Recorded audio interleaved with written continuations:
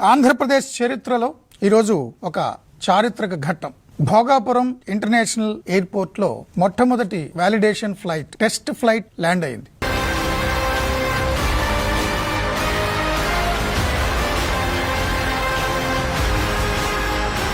ఇక పూర్తి స్థాయిలో విమానాల రాకపోకలు భోగాపురం ఎయిర్పోర్ట్ నుంచి జూన్ జూలైలో మొదలైపోతుంది. అసలు ఆ విమానం తెచ్చింది జగన్మోహన్ రెడ్డి గారు.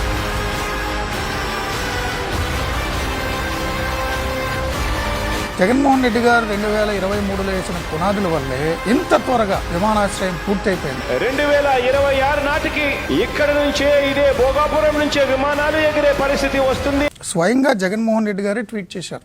మా పాలనా కాలంలో వేగవంతమైన అనుమతులు సాధించడమే కాదు, ఎయిర్పోర్ట్ నిర్మాణం కోసం భూములు ఇచ్చిన వారి పునరావాసం కోసం, భూసేకరణ కోసం సుమారు 960 కోట్లు ఖర్చు చేయడం ద్వారా ఈ ప్రాజెక్టుకు బలమైన పునాది వేశాం. ప్రాజెక్టుకు సంబంధించిన ప్రధాన పనుల్లో గణనీయమైన భాగం అప్పుడే పూర్తయింది. ఆ రోజు మేము చేసిన కృషి ఇవాళ ఈ కీలక మైలురాయిని చేరుకునేందుకు ముఖ్య కారణంగా నిలిచింది. That is the making of 6-lane Vizag Port Highway and NS16 near Bhogapuram. Cost is 6,300 crore. From my ministry, I am sanctioned this important project, which is very important for Andhra Pradesh and dream project of Honorable Chief Minister. Many time he requests me about this proposal. Credit కొట్టేయడం కోసం చంద్రబాబు ఎప్పుడూ కూడా